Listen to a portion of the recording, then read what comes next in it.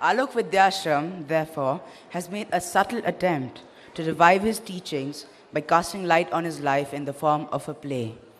We therefore present to you Buddha, the Path of Peace. Before the commencement of any auspicious event, we always start by lighting the lamp, and so shall we do today. May we please call upon our respected Principal Ma'am and Chairman Sir to light the lamp. Suryakoti Samaprabha Nirvignam Kuru Me Deva Sarvakaryeshu Sarvada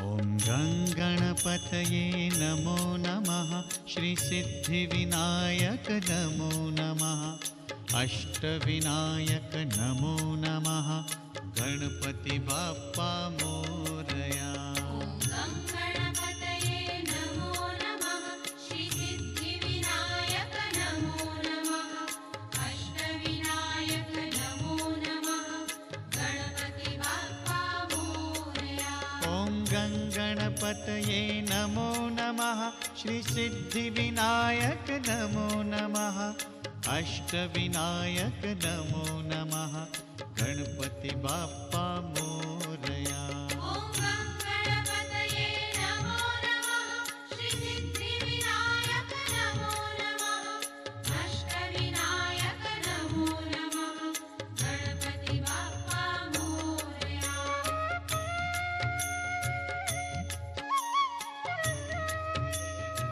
Thank you, Ma'am and Sir. Now, we would like to request Principal Ma'am to say a few words of inspiration.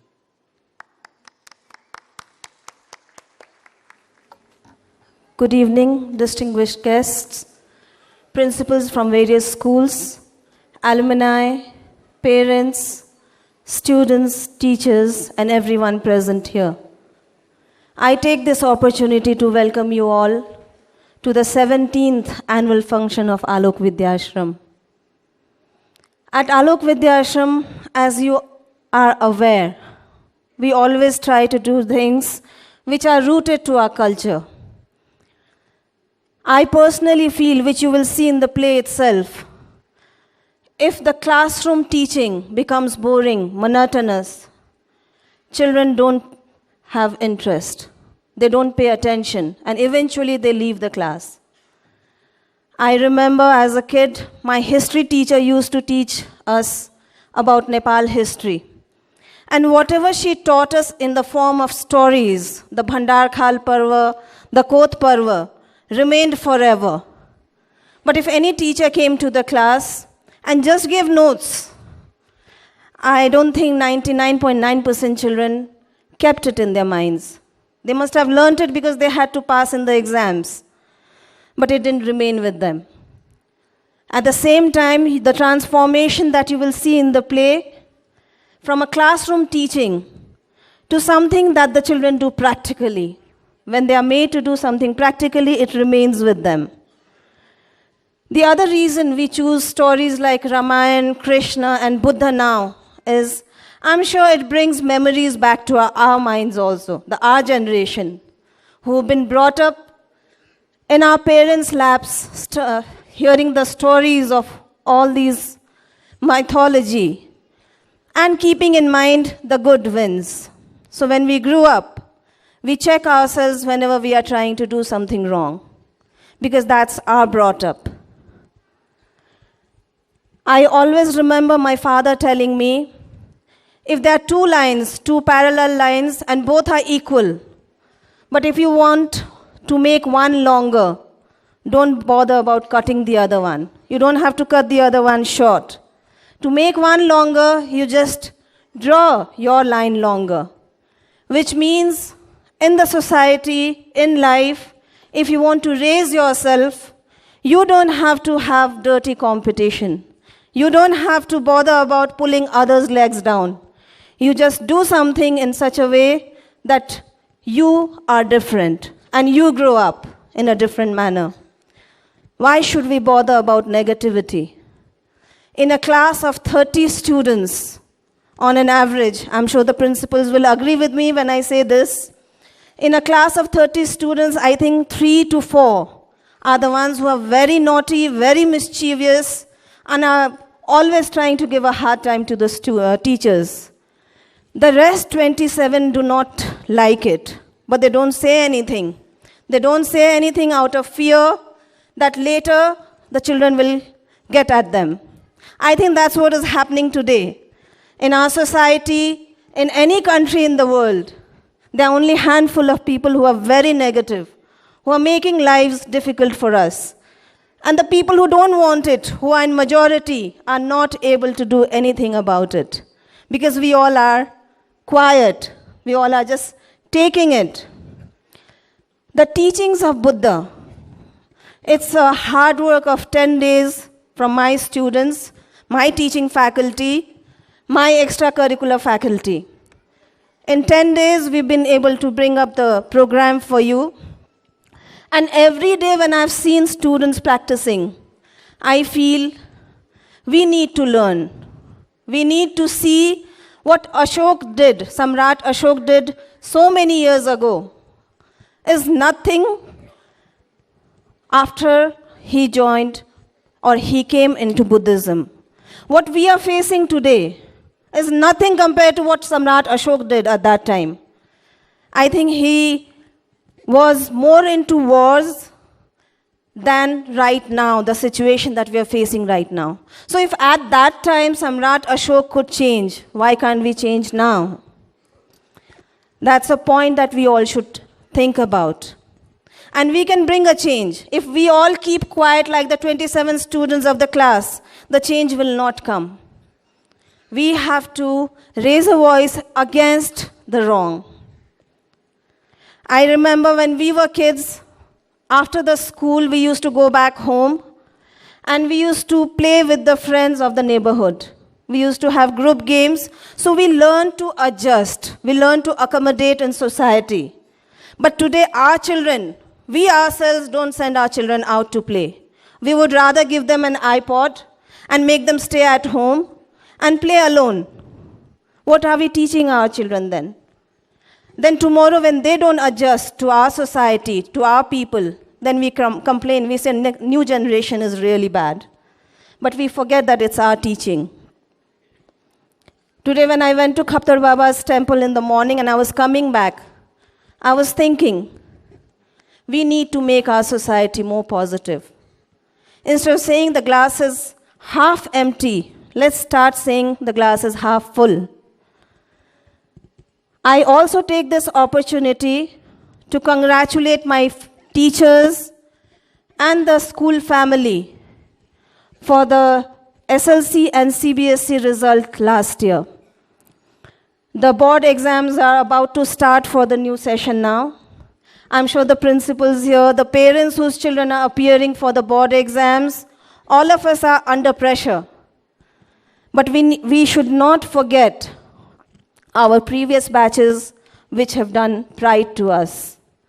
The CBSE result last year for class 10 was extraordinary. With 9.4 CGPA from Neeraj Agrawal. Neeraj, can you please come forward? Who is also receiving a scholarship in Alok Vidyashram for +2. This is Neeraj. I would like to congratulate you once again. Then the SLC result. The SLC result was equally good. We had 88.4% highest from Rohit Marwari. Rohit. With 70% distinction and 30% first division in their batch. When I called Rohit that we will be calling you on the stage, he said, "Ma'am, can I please say a few words?" So I'll take this opportunity to let him say a few words. Good evening, respected Chairman Sir, Principal Ma'am, Chief Guests, parents, teachers, and everyone present here. Today, I'm proud to say that I'm a part of Alok family. With my experience in Alok Vidyashram, I literally can say that it was a home away from home experience for me. Be it the guidance of teachers who have always helped us and supported us with our academics and any other extracurricular activities we can develop in, or be it our principal ma'am who have always helped us and supported us and always guided us towards the right path. Tomorrow, wherever I go, in whichever part of the world I be, I'll always keep the name of my school, Alok Vidyashram, high as ever. And lastly, I would like to thank Principal Ma'am and all my teachers for your support and encouragement. Your contribution to my life and every children's life will always remain remarkable and will be a milestone for me. May God and Khaptar Baba always bless Alok Vidyashram. Thank you. This certificate is just a mark for his achievement. He also received a scholarship from school.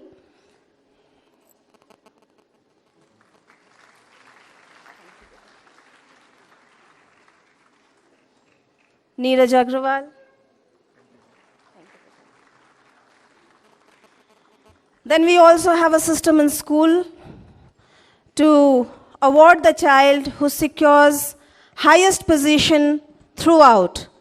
And there is a child in school who's been with the school since playgroup and is in class 8 now. And till class 7, in fact now also, his percentage has been 99. So this child is receiving scholarship from school and is a blessing. I'm sure my principals again will agree with me whenever we have students like these. We look forward to such rewards which Rohit gave us today. Subish Shakya, class 8.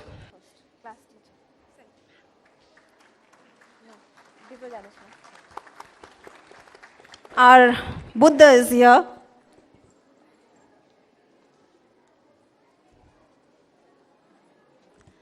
I think I've taken too much time of yours. I have really a lot to speak today, but I will end my note here today.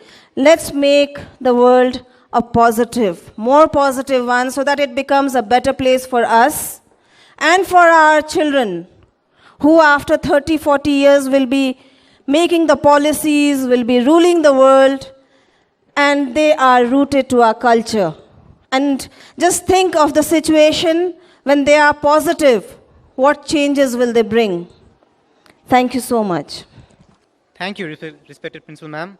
Before we commence with the play, we would very much like our Chairman Sir to impart us with a few words of wisdom.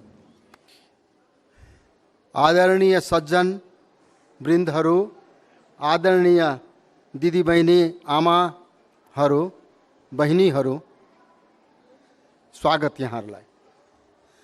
आज आलोक विद्याश्रमले आफ्नो परम्परा अनुसारै बुद्ध र अशोकमा एउटा कार्यक्रम गरेको छ। आलोक विद्याश्रमका विद्यार्थीहरू, बच्चाहरूले आफ्नो क्षमता अनुसार एउटा कार्यक्रम आज नेपालमा फेरि हामीले एउटा सोच्नुपर्ने बेला आएको छ। यो द्वन्द्व, यो अशान्ति, यो सङ्घर्षमा बाटो के? सम्राट अशोकले 1 लाख मान्छे मारेर पनि कलिङ्गको आत्मा जित्न सकेनन्। अनि उनले रियलाइज गरे, उनले अनुभव गरे यो ठिक होइन भनेर। र त्यस बेलामा उनले बुझे कि मानिसलाई जित्ने तरवारले होइन, उसको मन जित्नुपर्छ र उसको मन जित्नलाई आफूलाई जित्नुपर्छ। भगवान बुद्धको यो अर्थी लिएर उनले त्यसपछि मन जित्नलाई विश्व विजय गर्न हिँडे र त्यसले उनले भारत मात्रै होइन, यो सारा क्षेत्रमा चारैतिर आफ्ना कहीँ छोरा, कहीँ छोरी, कहीँ दूत पठाएर शान्तिको सन्देश दिएर आजसम्म प्रख्यात भए। हामीलाई आज पनि त्यही परिस्थितिमा हामी गुज्रिरहेका छौँ। हामीले आज स्कुलले कुनै पनि ठुलो नेतालाई बोलाएन यो उद्घाटनमा। आज हामीले कुनै पनि त्यस हिसाबले निर्णयकर्ताहरूलाई बोलाएनौँ, किनभने हामी जान्दछौँ यो बुझ्ने काम त तपाईँ हाम्रो हो, यो निर्णयकर्ता त तपाईँ हामी हौँ, आम जनता हो।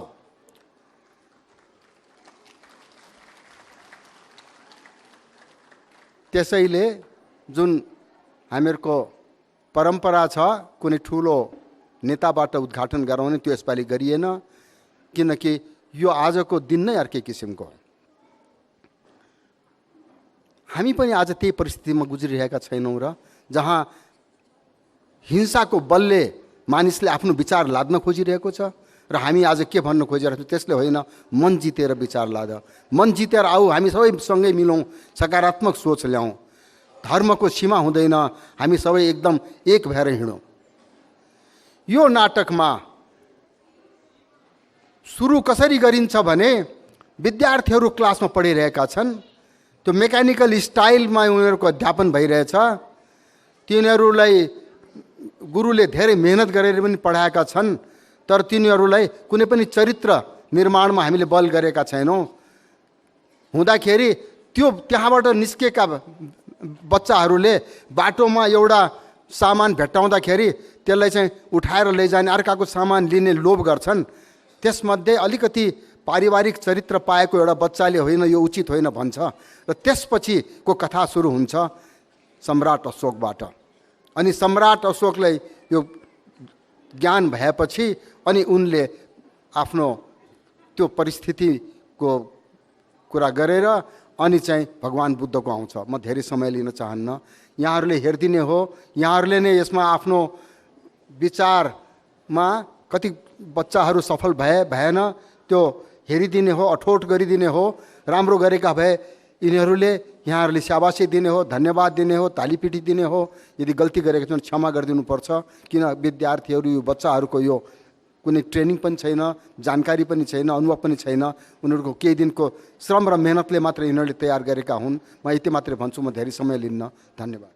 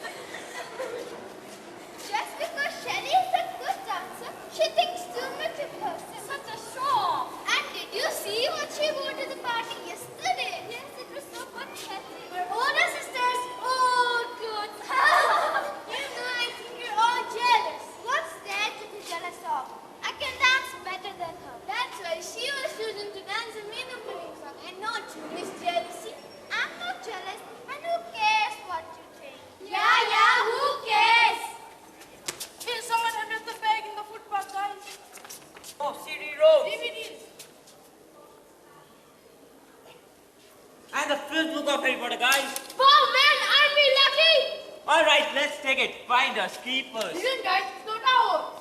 Hey, it's not always a good little boy. What? It's not ours. Oh, come on.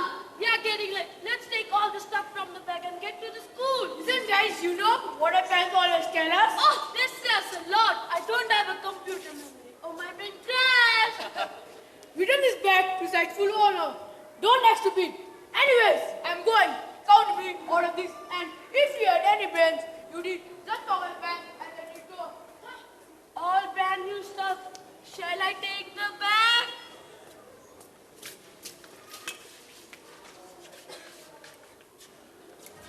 Wow, what a cool laptop. Yeah, it was the most expensive one they had. And all these games here says hundreds. Yeah, anyways, in chainsaw fighter there's a guy with a chainsaw who carves people up. And you just have to keep moving and throw mud at him. So he can't get you. Tell you what, watch while I play and I'll pick it up. Alright, good watch then. Everyday situation in our classroom. The child who bullies. The one who makes fun of others. The show off. The one who steals. The one who is violent. Me first. The me myself generation. Who cares whose it is? I'll take it. Putting themselves before everyone else. And wanting things they cannot afford. The latest games and the designer gears. And turning to violence if they don't. But is there any other way out of consumerism and violence? The answer lies in our own history. In the stories of King Ashoka and his inspiration, Gautam Buddha. So let us begin with the story of King Ashoka, who in his pride and selfish greed Brought destruction to the kingdom of Kalinga.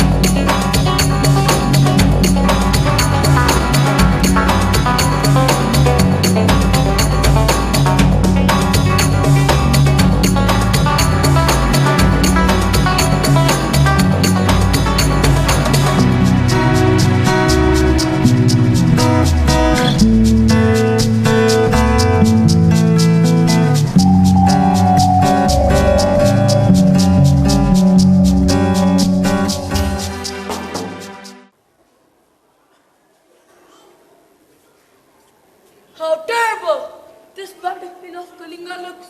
Thousands of corpses and crying widows. Even the earth has turned red with the blood of the soldiers.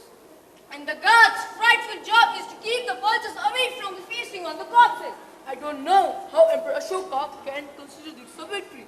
I am not sure whether Kalinga has been victorious or been defeated. Or, in other words, has Emperor Ashoka truly won or lost? I saw him on the battlefield an hour ago. His face pale, wringing his hand as though the life had gone out of him. You are really perceptive. But they say that the king of Kalinga has still not been captured. Look there, in the sky, a swarm of vultures floating out of the sun. We need to drive him away from the corpses. Come. Well, at least they only feed on the dead. As for us, we feed on the living and turn live men into dead corpses. Who's that? No one. Not a single soldier. They must be keeping the vultures away from 1 lakh corpses. 1 lakh people have died on this battlefield. But that is what the cost of victory is. What is it? Hail Samrat Ashoka. Prime Minister Radha Gupta wishes to meet you. Let him come. As your Majesty desires.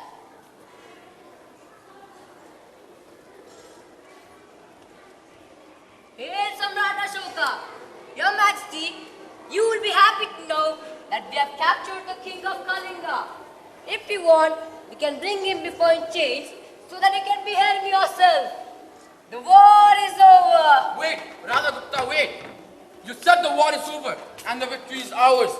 So will we no longer hear the clash of weapons and the scream of dying men? Samrat, Kalinga is defeated. Who will now raise the voice against you? Those that survive, the old, the feeble, the children. The women cannot hear or speak. But there is one man who still raises his voice. Who is that? The king of Kalinga.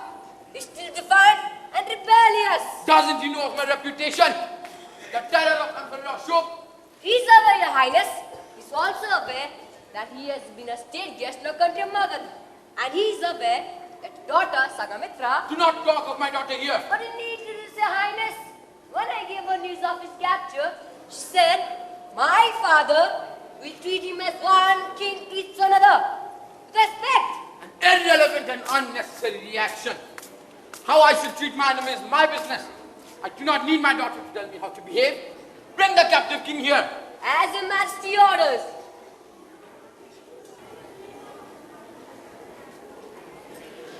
Father, Yes, daughter. What is it? the palace stand is decorated and ready.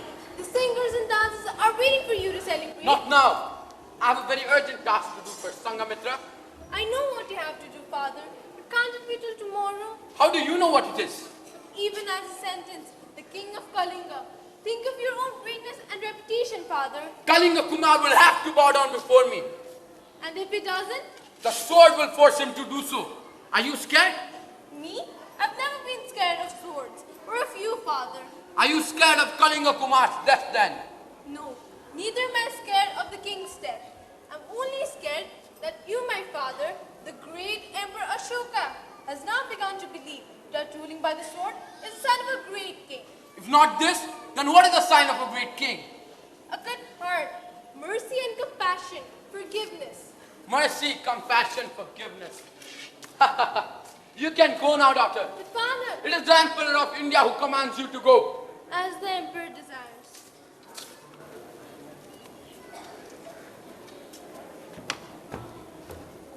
I know what you want to see, Sangamitra.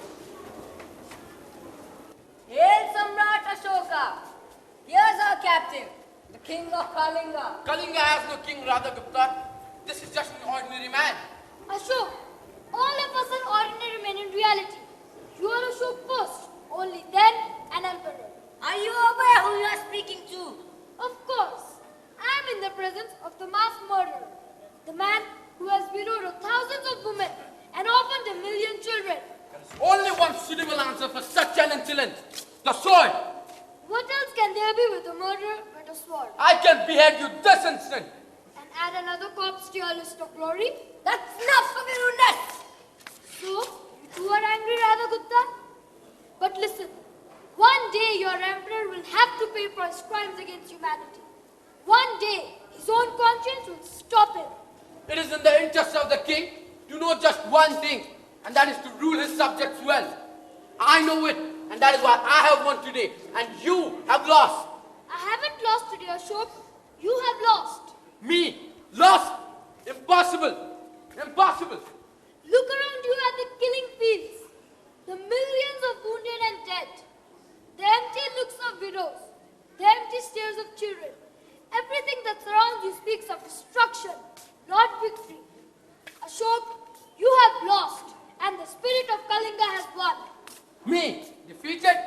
Laugh. Laugh as much as you want. The spirit of Kalinga lives on. What nonsense are you speaking? Remember that you have been defeated. He? Defeated? Defeated by whom? By the Emperor of India, Ashoka.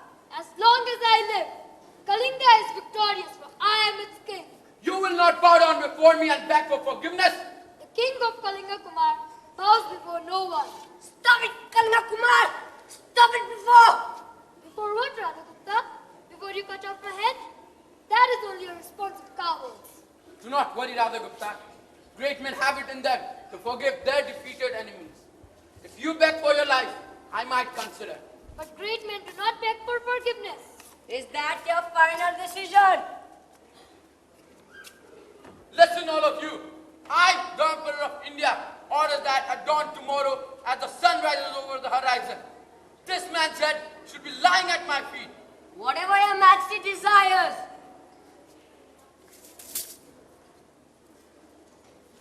Is that the complete extent of your greatness?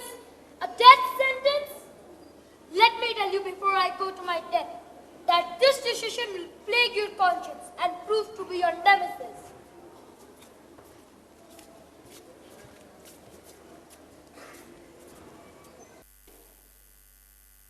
How strange are these people of Kalinga. Even as death stares at them in the face, they become even more courageous, more heroic, as though they are fearless. But who has triumphed over Ashoka? No one has or ever will. Let me tell you that this decision will plague your conscience. What is happening to me? Why can I not have control of my feelings of dread and fear?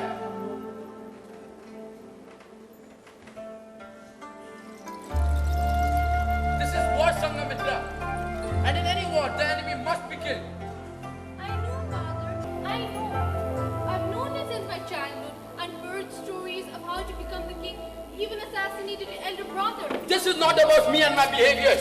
All kings. Sentence their enemies to death so that they can hold on to their own thrones. I know. I believe in strength, power, naked physical strength, the power of the sword, not in mercy, compassion, forgiveness, and goodness. These words are only suitable for weakened cowards. The only way of winning over another is through the power of the sword.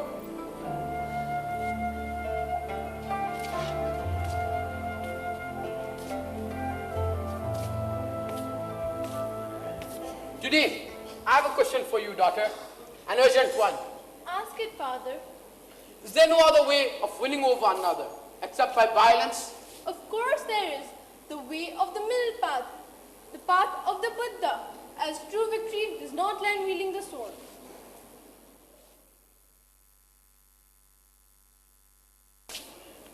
My daughter says that true bravery does not lie in wielding the sword. Maybe she is right. Hail Samrat Ashoka! Why is it, Radha Gupta, that I cannot get a king who's living to bow down before me? Me, Ashoka, before whom all tremble. Why can I not do this simple thing? Because the Kalinga Kumar is so stubborn. So I can never defeat the living, only the dead. Does victory really lie in death, Radha Gupta? Your Majesty is very disturbed today. Can I arrange? Please pardon me, Your Majesty, but there is a Buddhist monk at the gate. He says he wishes to meet the king of Kalinga. Maybe we can persuade Kalinga Kumar to accept that he is victorious before we execute him. Let the Gupta approach. As Your Majesty commands.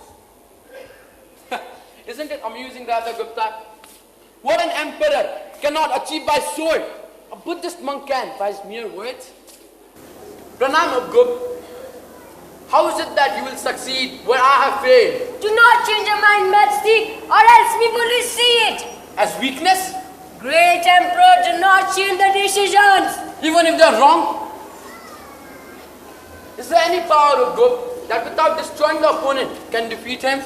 The very idea of defeating another is the greatest weakness, Majesty. Why not think of winning someone over instead of defeating them? Winning someone over instead of defeating them? May I know your name, please? My mother called me Nigrat Kumar. Nigro the Kumar?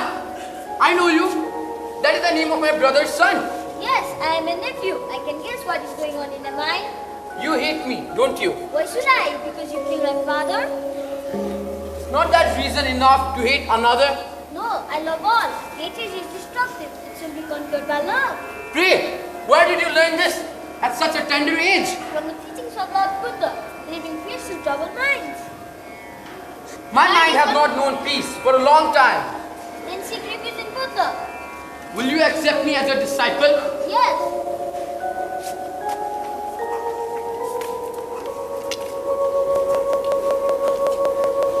Repeat after me. I take refuge in Buddha. I take refuge in Buddha. I take refuge in Dharma. I take refuge in Dharma. I take refuge in Sangha. I take refuge in Sangha.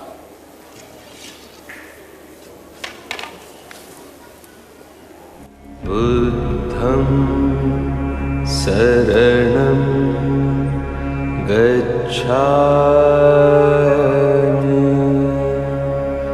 धम्मं शरणं गच्छामि संघं शरणं गच्छामि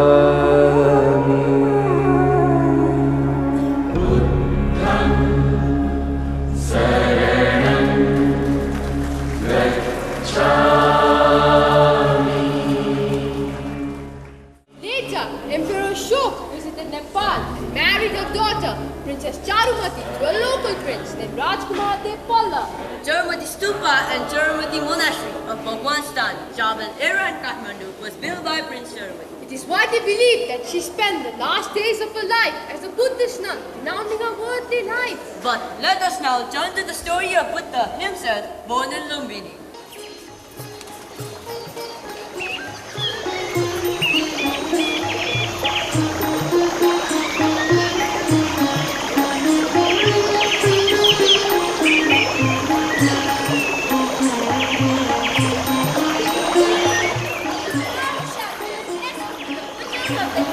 The lush valleys spread with urban streams, forests, mangoes, standing groves, golden rice fields. The kingdom was ruled by King Sutyodhana and his queen Mayani. Sutyodhana is a good king, a kind king, but he had only one thing. Yes, one thing. He has no sons to rule his kingdom with. No sons. Yes, please. Have given no son. Oh, not one. Now who will rule his kingdom after him? Yes, after him. He cannot live forever. The future, it looks grim. What will be the destiny for him and his kingdom? It's all to do with karma. Our karma, his karma. Poor King Sutyodhana. You know, sister, this is not in the hands of men. Leave it to the gods. Yes, after all, if we all must be governed, the new king will appear. He will have children. He loves them. See the way he plays with ours and gives them sweet and things. Sutyodhana is a good king, a kind king. And then Queen Maya Devi had a dream. She saw herself being carried by the four guardians of the heavenly quarters to a lake in the Himalayas, and there made a golden mansion on a silver hill. Then there appeared to her a white elephant with 6 tusks, who informed her that a child would soon be born, who would either become a universal ruler or a universal sage. When Siddhartha was born, where his feet trod, great lotus flowers sprang up. From the earth emerged 2 dragons who shot petals over him. The lord of the 4 quarters guarded him with golden lotuses in their hand. The flowering trees bloomed, And all was well with the world.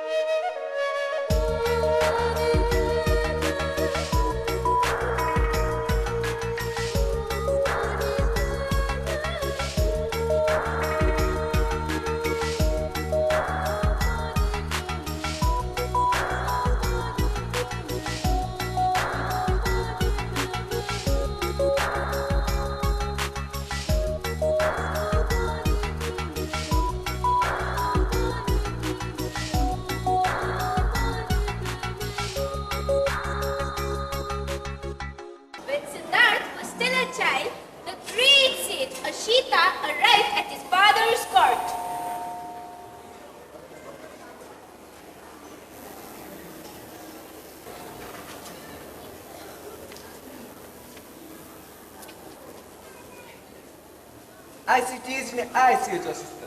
Why are you unhappy? This will be the King of Kings, our great son. I'm crying because I'm not lived to hear his great words. What do you mean? When he's a young man, 4 signs will appear to him that will reveal to the prince the essential miseries of life on earth and turn him into an ascetic. But I do not want it to happen. I want my son to be a great king, not a great sage. Let us envelop the prince in a cocoon of luxury and indulgence. Let us keep him away from the bitter realities of the life. Let us restrict him to the palace so that he have no contact with the outside world. Let us build him 3 palaces. 1 for winter, 1 for summer, 1 for monsoon. Dress him in the finest silk. By night and day let a white canopy be held over his head. Let us teach him all the arts of kingship. Horse riding, archery, swordsmanship, study. An excellent idea. We are ready to do all that has been decided so far.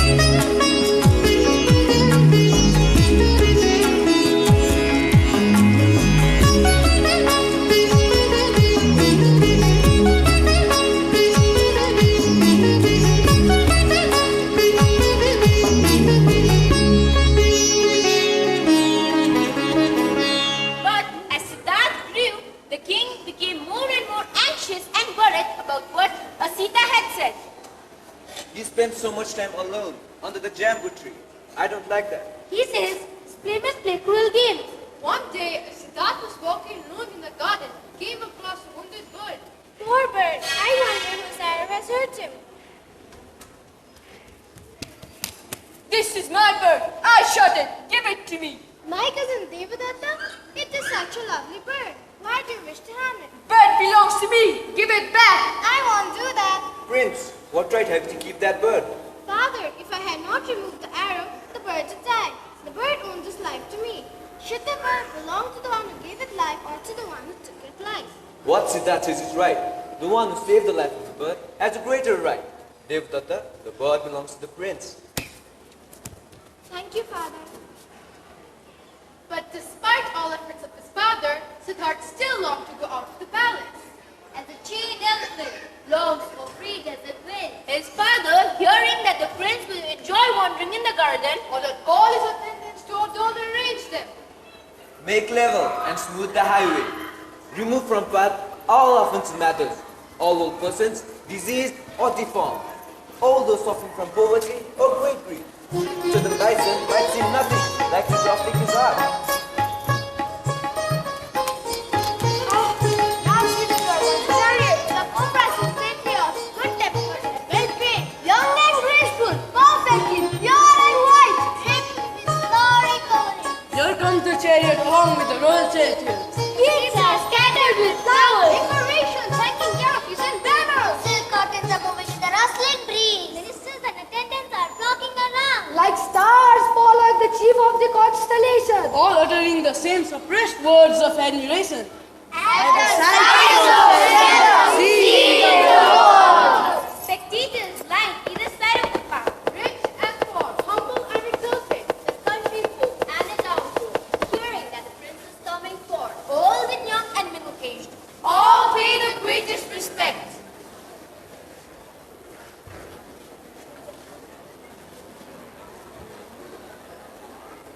Siddhartha advances towards the garden gate, seeing the drapery and the chariot pure, bright, shining, his heart exults and rejoices. the road is everywhere, smooth and white, the trees are bright with flowers and fruits. Siddhartha rejoices and reflects in God's day.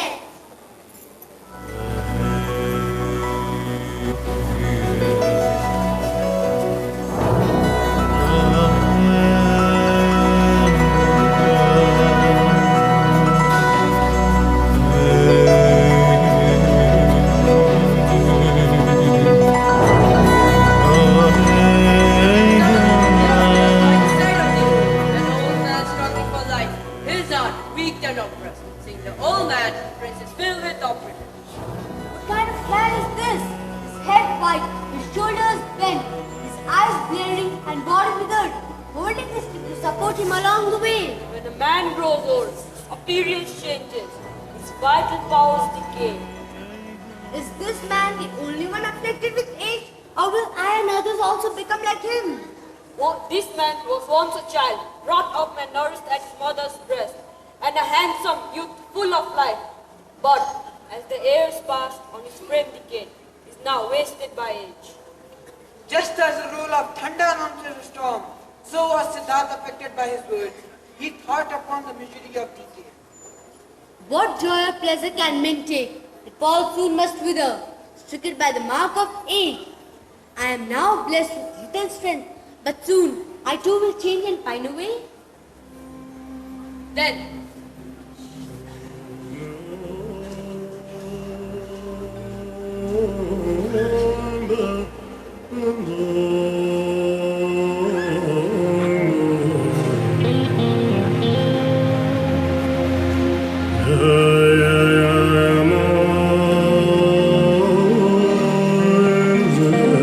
he saw a sick man struggling for life, his body swollen and disfigured, showing with deep drawn wounds. His hand is contracted and sore with disease. What sort of man is this? This is a sick man, worn and feeble, with no strength, looking to his fellow men for help. Is this man the only one afflicted in this way, or are others liable to the same calamity? Throughout the world, men are subject to the same conditions. Those who have mortal bodies must endure affliction. Alas, the worldly men, blinded by ignorance and oppressed with dark delusion, aware that sickness may appear at any time, yet live with light and joyous hearts. On this, turning his chariot back, he began to think upon the pain of sickness. The king, hearing of his son's return, asked anxiously the reason why, and in reply was told he saw the pain of sickness. Increase the sound of music and dance of women, so that by these sights and sounds, the prince might be gratified and might not hate his home.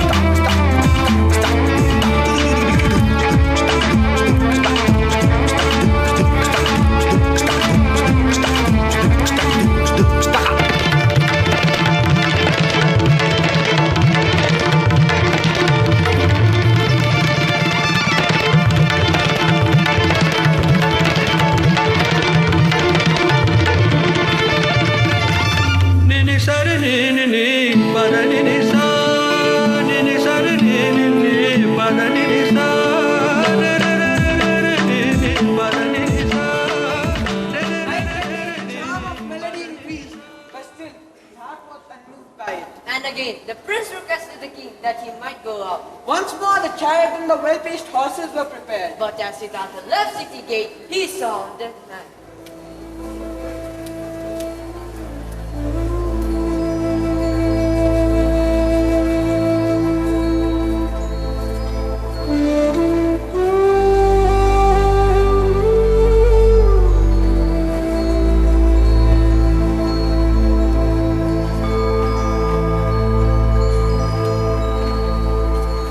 What is this they carry with streamers and flowers of every such description, while the followers are overwhelmed with grief, tearing their hair and wailing piteously? This is a dead man, all his powers of body destroyed, life departed, his heart without thought, his intellect dispersed, his spirit gone, his form withered and decayed, stretched out as a dead log, family ties broken. Is this dead man the only one, or does the world contain many more like him? All, everywhere, the same.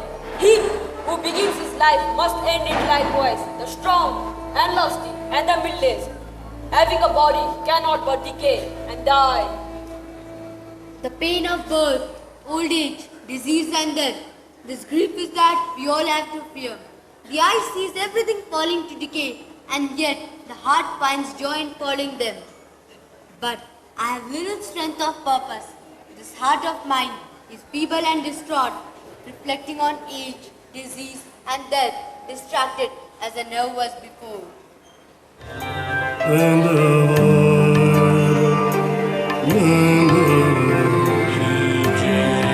At this time, a bhikshu came to the place where the prince was seated. The prince asked him who he was. I am a bhikshu.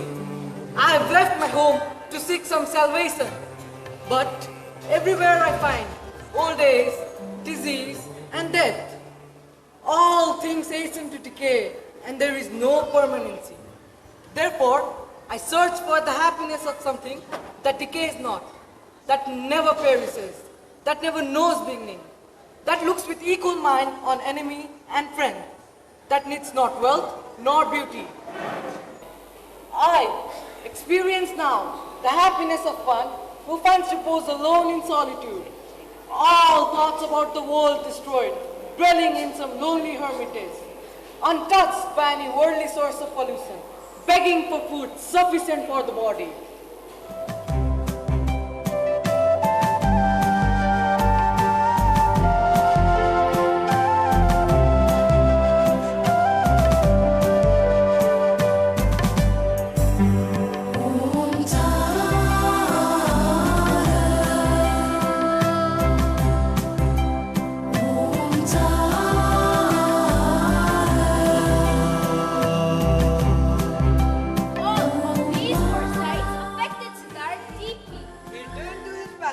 But these secret thoughts held him. He decided to leave his home, his family, Go in search of inner peace. Later that night, he left his wife and son asleep in the palace and walked away in search of enlightenment.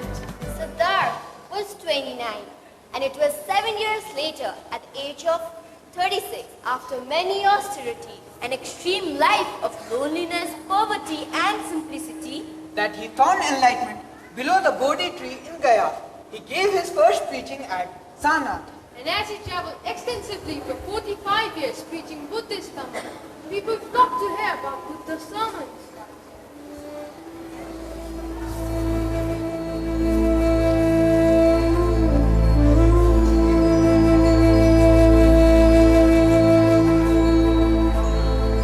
Krishna Goswami brought before Buddha her dead child. Master, please, bring it back to life. This is my only child. Is this woman mad? How can my guru revive a dead child? Control your grief. Do as I say. Get me a few mustard seed from any house where no death has taken place, and I will bring your child back to life.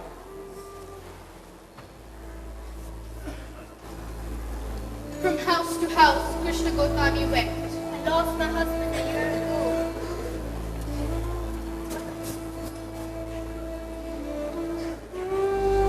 My two children died in this house years ago. Disappointed, Krishna Goswami came back to Buddha. I could not find a home where no death has occurred. My child, all that is born must die one day. There is ultimately nothing but sorrow in life. It is freedom from desires that free us from sorrow. Conscious man in Angulimal at Gautam Buddha's time. Angulimal means the man with a garland of 1,000 fingers. Angulimal had already cut over 999 heads, and he was waiting for one more. The road that passed by the hill was utterly empty. No one dared to use it. And then Buddha came to pass by.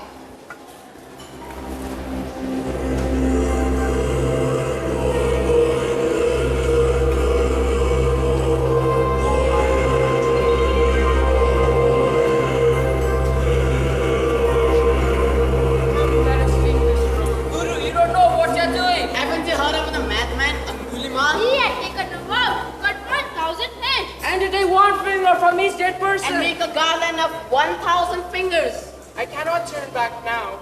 If I had not known about Angulimal, perhaps I might have taken the other road. That poor fellow is waiting for only one head. Everyone fears him. It was just far away. And the road that passes by the hills first thing is no longer used. It is better to take the long roundabout rather to take the shortcut. My work is done. I have known all that can be known, experienced all that can be experienced. Now there is no reason for me.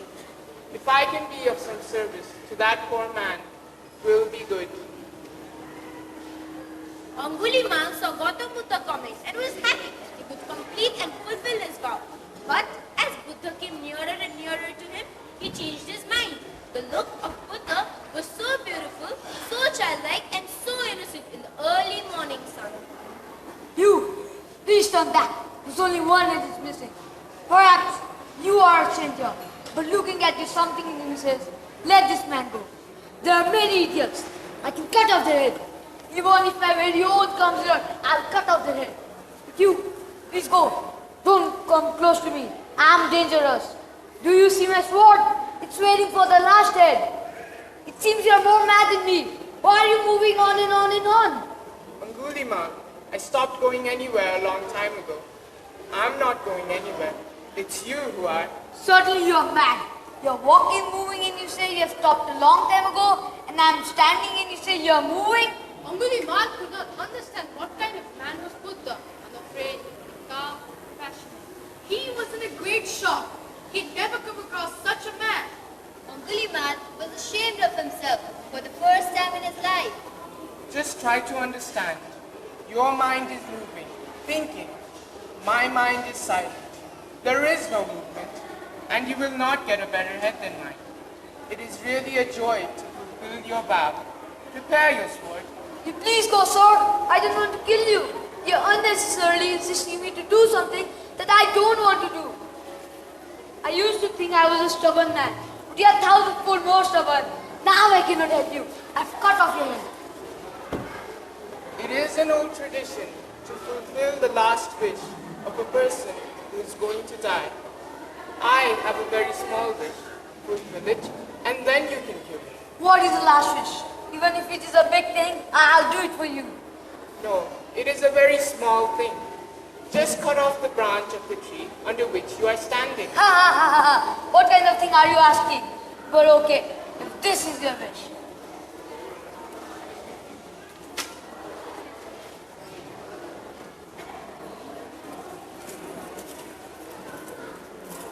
Now, put it back. Let it be part of the tree again. Let it blossom again. That is impossible.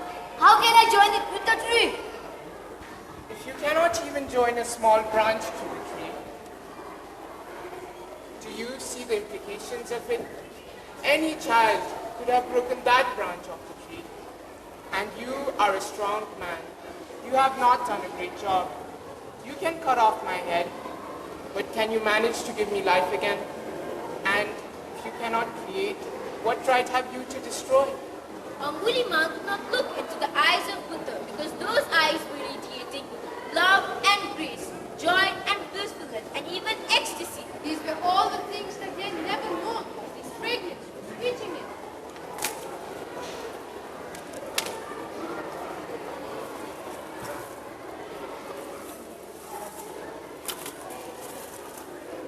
never thought about it. That destroying something, any mediocre person, any coward, any idiot can do that. Real genius is creation. You are right. Please accept me as a disciple. Among the many messages of Buddha was a simple one. One cannot be at peace with others and the world if one is not at peace with oneself. Many people today find themselves in trouble because of their inability to control themselves, because they are not able to stay calm amidst external pressure.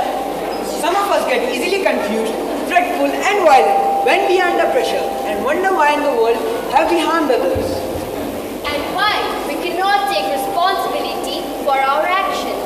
Reactions of this kind indicate a need for us to find a harmony between our words, thoughts, motives, and actions. To get in touch with inner self, where peace, strength, and truth reside. Because peace from within the heart consists of pure thoughts, pure feelings, pure motives, and wishes. Because peace means love.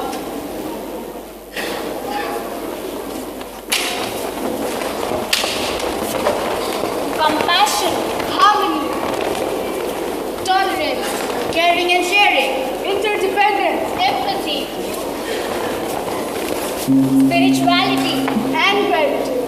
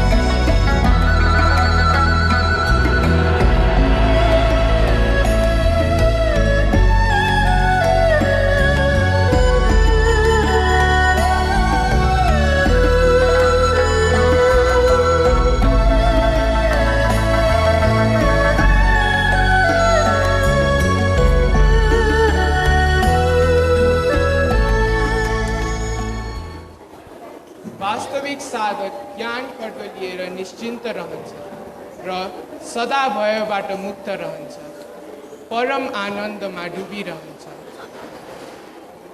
मनुष्यत्वमा सच्चाइ थप्न सके देवता बनिन्छ, जालझेल घमण्ड थपे राक्षस बनिन्छ। क्रोधले क्रोध कहिले शान्त हुँदैन, अवैर भावले मात्र वैर भाव शान्त हुन्छ। यो उहिलेदेखि चलिआएको धर्म हो।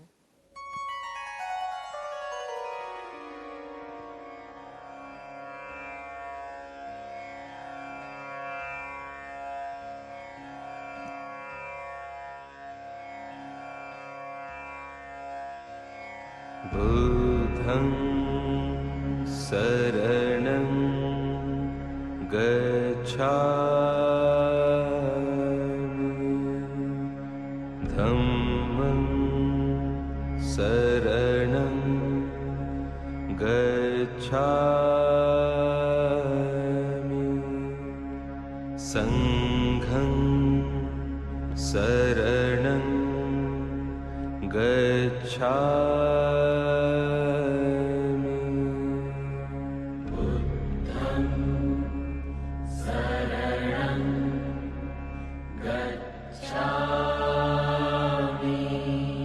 Can we hear a big round of applause for all my students? Can I have all my teachers on the stage? The backstage children, class 10.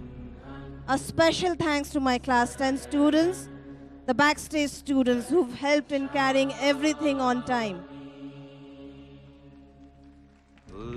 All the teachers on the stage, the director, the choreographer, assistant choreographer, Yadu sir, can you all please come on the stage?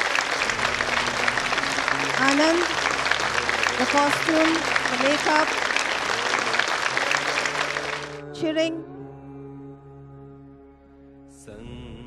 the light person Naresh, Anand also. This is my Alok family. All of the students are here except for the pre-primary up to class 1. All the people who made this possible today. I would like to take this opportunity to thank a lot of people apart from this family of mine. The designer, Mr. Faisal Al-Qazi, who's not here right now, but he designed the whole program. A special thanks to him. Direction, this is Radhika Al-Qazi. She's come all the way from Delhi for today. This is for your team. Choreographer Vishwakant Singha with his assistant. With his assistant choreographer Fardeen Khan.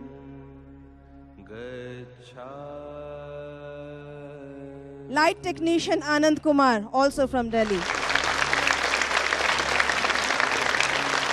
Lights, Mr. Ramlal Shrestha for providing the lights. He's up there. Light and sounds, Mr. Vijay Ghimire, Ad Vogue. Is he here? I think cheering represents him.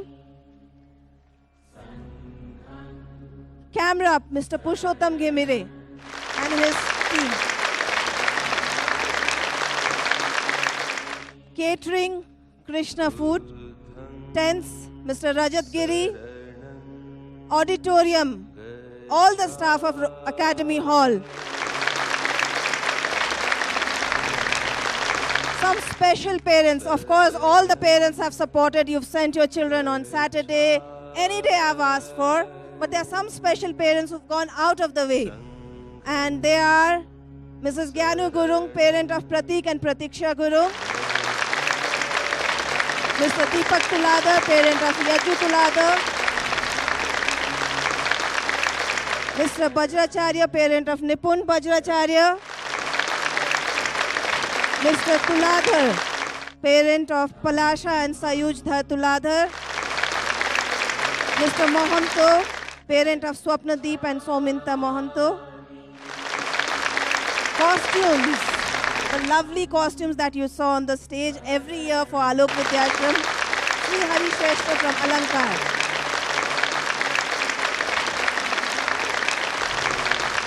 Makeup, Deep Sagar and his team.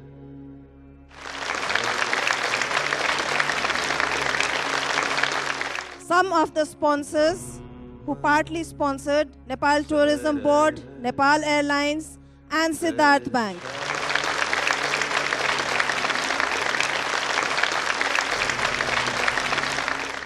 A special round of applause for my teachers for making the moment possible. It's all their hard work that has paid off today. Thank you, teachers. Ankita ma'am, the coordinator. A special thanks to Ankita ma'am for coordinating.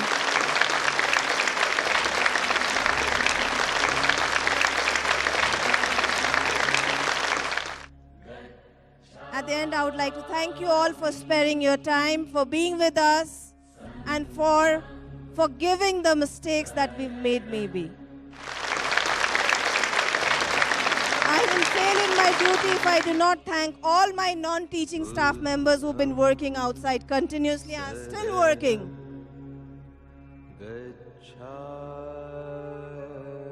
And a sincere, heartfelt thanks to those who for last 17 years, whether they are with me right now or not, have been there in raising Alok Vidyashram to this point where we are today.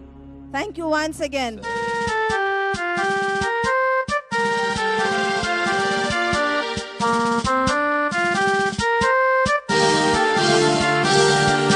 Sayuthunga fulka हामी एउटै माला नेपाली सार्वभौम भई फैलिएका मेची महाकाली सायुथुङ्गा फुलका हामी एउटै माला नेपाली सार्वभौम भई फैलिएका मेची महाकाली प्रकृतिका कोटि कोटि सम्पदाको आचल वीरहरूका रगतले स्वतन्त्र अचल ज्ञान भूमि शान्ति भूमि तराई पहाड हिमाल अखण्ड यो प्यारो हाम्रो मातृभूमि नेपाल बहुल जाति भाषा धर्म संस्कृति छन् विशाल अग्रगामी